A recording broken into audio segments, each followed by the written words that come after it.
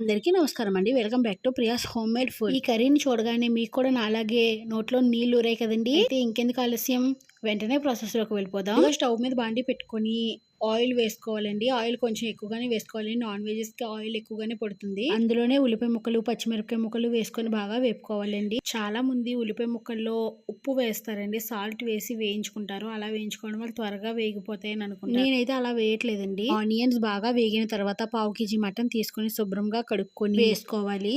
ఇప్పుడు ఒకసారి బాగా కలుపుకోవాలండి. మటన్ లోంచి బాగా వాటర్ వస్తుందండి.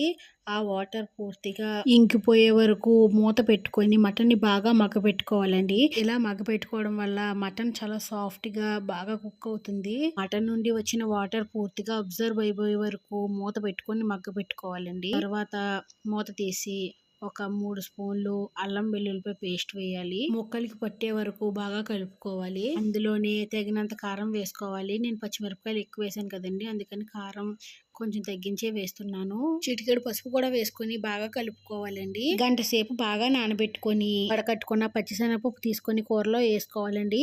పచ్చిశనగపప్పు ఒక గంట సేపు కంపల్సరీ నానబెట్టుకోవాలి. ఇంకా ఎక్కువసేపు నానబెట్టుకున్నా పర్వాలేదు. ఒకసారి బాగా కలుపుకొని కొంచెం ఎక్కువగానే వాటర్ పోసుకోవాలండి. మనం మటన్ని ఒక్కసారి మాత్రమే మగ్గించుకున్నాం కాబట్టి ఈ వాటర్లోనే బాగా ఉడకాలి. చాలా మంది మటన్ని ప్రత్యేకంగా కుక్కర్లో వండుకుంటారండి. కుక్కర్లో అయితే బాగా ఉడుకుతుంది, తొందరగా అయిపోతుందని ప్రత్యేకించి వండుకుంటారు. కానీ నేను అలా వండనండి. మటన్ ఎప్పుడు కూడా నార్మల్ గానే వండుకుంటాం మేము. కూర 60% కంప్లీట్ అయిన తరువాత మూత తీసి ఒకసారి బాగా కలుపుకొని మన రుచికి తగినంత ఉప్పు లేదా సాల్ట్ యాడ్ చేసుకోవాలి.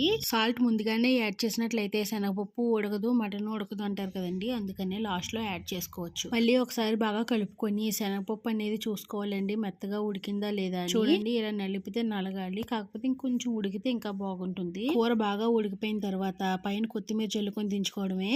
అంతేనండి, ఎంతో రుచికరమైన శనగపప్పు మటన్ కర్రీ రెడీ. నచ్చితే లైక్ చేయండి, షేర్ చేయండి, కామెంట్ చేయండి. ఇంకా మన ఛానల్ ఎవరైనా సబ్స్క్రైబ్ చేసుకోకపోతే వెంటనే సబ్స్క్రైబ్ చేసుకోండి. Thank you.